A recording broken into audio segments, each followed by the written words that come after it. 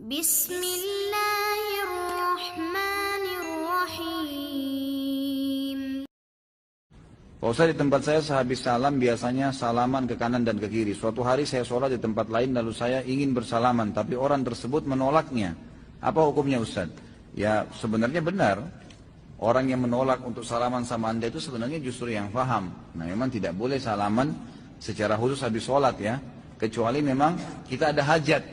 Teman kita di sebelah atau kita memang mau kenalan sama dia siapa namanya gitu nggak apa-apa. Tapi kalau habis salam dijadikan sebagai paket, bahkan banyak orang belum zikir sudah langsung salaman. Dianggap itu bagian daripada rangkaian sholat dan zikirnya, ini nggak boleh. Karena tidak pernah Nabi SAW bersalaman khusus habis sholat dengan para sahabat. Jadi kan sebagai program gitu kan. Apalagi sampai berdiri baca salawat semuanya keliling, ini nggak pernah ada sunnahnya. Gitu kan. Kita bukan bicara masalah salamannya. Salaman adalah ibadah, tapi meletakkan salaman sebagai paket habis sholat kita harus tahu kiai kita kerjain nggak Nabi Muhammad SAW. Anda selesai menunaikan sholat, Anda salam, Assalamualaikum warahmatullah. Assalamualaikum warahmatullah. Dalil dan contoh ada. Apa itu? Begitu selesai, Quran surah keempat ayat 103. فَإِذَا قَضَيْتُمُ الصَّلَاةَ فَاذْكُرُوا اللَّهَ. Maka jika Anda tuntas mengerjakan salat, berzikirlah kepada Allah. Hadis Muslim hadis 593.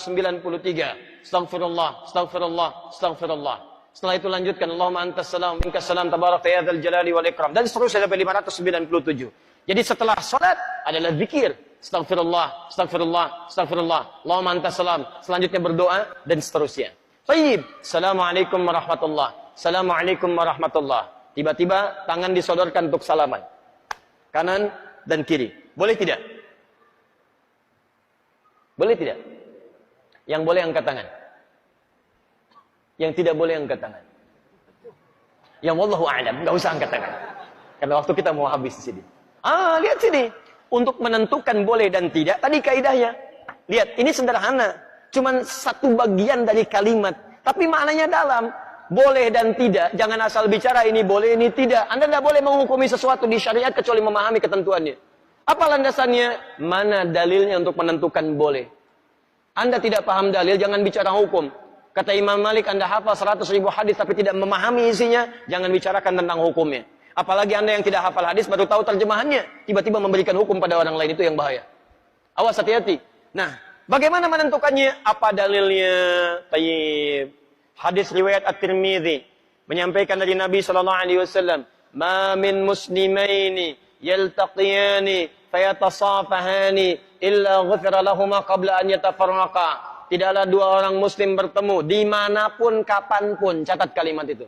Dimanapun kapanpun, mau di dalam masjid, mau di luar masjid, mau di kantor, mau di rumah, kapanpun dalam kondisi yang dibenarkan. Mau setelah sholat, mau di luar sholat, yang dibenarkan. Karena di dalam sholat gak mungkin. Allahu Akbar, Allahu Akbar. Mustahil. Dalam kondisi yang dibenarkan. Ba'da sholat, Assalamualaikum, Assalamualaikum. Di luar masjid, fayatasafahani, tiba-tiba keduanya bersalaman. Salaman. Ghufira lahuma qabla an yatafarraqa. Maka diampuni dosa-dosa yang pernah melekat pada keduanya. Pada keduanya. Ini pernah membicarakan keburukan pada orang ini pernah berprasangka yang tidak baik, tiba-tiba salaman. Tapi salamannya menggunakan tasafah. Dari kata safaha, sesuatu yang lapang hatinya. Jadi ketika bersalaman itu ada kelapangan dalam hati. Masya Allah, salaman. Maafkan Pak ya, kalau selama ini ada yang khilaf, saya juga sama. Jadi lapang suasana hati. Itu begitu belum lepas ini, digugurkan dosa-dosa yang pernah melekat di antara keduanya. Ingat kalimatnya itu tajam, bukan salaman biasa. Kalau cuman begini, satu nengok ke barat, satu ke timur, masyriq wal maghrib, nambah dosa. Apa kabar? Baik. Satu dosa, yang ini dosa. Jadi begitu Anda salaman, saya tasafahani, lapang hati, ghufira lahuma qabla an yatafarraqa, turun ampunan Allah pada keduanya sebelum dia berpisah. Begitu berpisah, sudah tidak membawa dosa di antara keduanya. Baik. Sekarang persoalannya, Assalamualaikum warahmatullah. Assalamualaikum warahmatullah. Tiba-tiba salaman. Tek kanan, tek kiri. Dalilnya ada yang tadi. Karena hadis tadi tidak membatasi.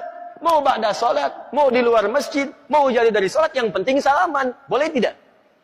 Boleh kalau bicara dalil, itu boleh. Cuman persoalannya, contoh tidak ada. Kaidah mengatakan kalau tidak ada contoh, ya tidak ada masalah. Yang penting ada dalil. Karena patokannya dalil ada. Karena tidak setiap kesempatan Nabi mencontohkan itu. Dalilnya ada.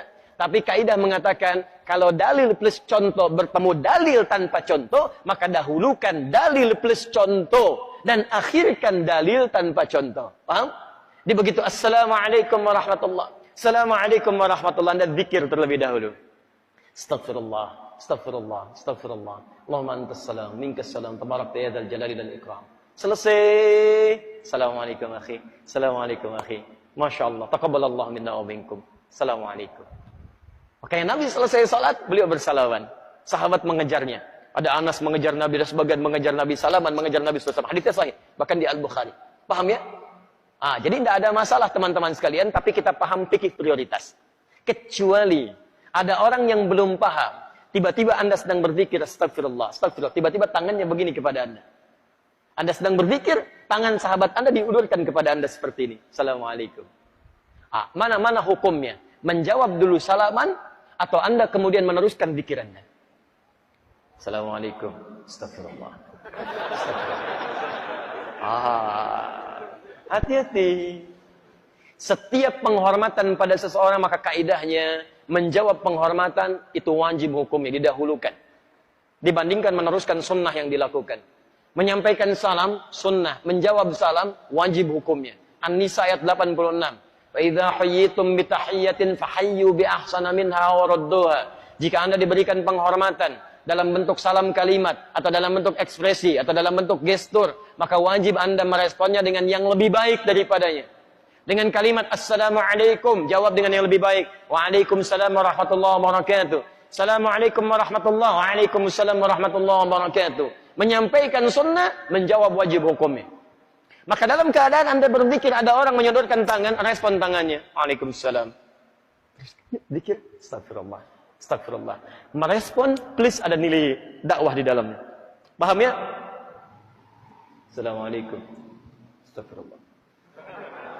Cari masalah Anda. Cari masalah. Gak direspon. Jenggot baru 3, gak ngerespon. Jadi ke jenggot lah dia. Apa hubungan salaman dengan jenggot? Yang salaman tangan, yang disoal jenggot. Jadi sudahlah. Ya, hal-hal yang tidak penting, lupakan aja gitu kan. Lupakan aja. Jadi makanya luaskan wawasan kita. Pelajari dengan lebih baik. Dan tempatkan hukum sesuai dengan tempatnya. Sehingga setelah belajar, yang biasa salaman pun mengerti. Oh, rupanya zikir didahulukan. Habis zikir saya salaman. Maka dia tungguin habis zikir. Begitu mau salaman, pulang. Ya, bisa itu kan? Mungkin besok salamannya. Bismillah. Enaknya. Jelas ya?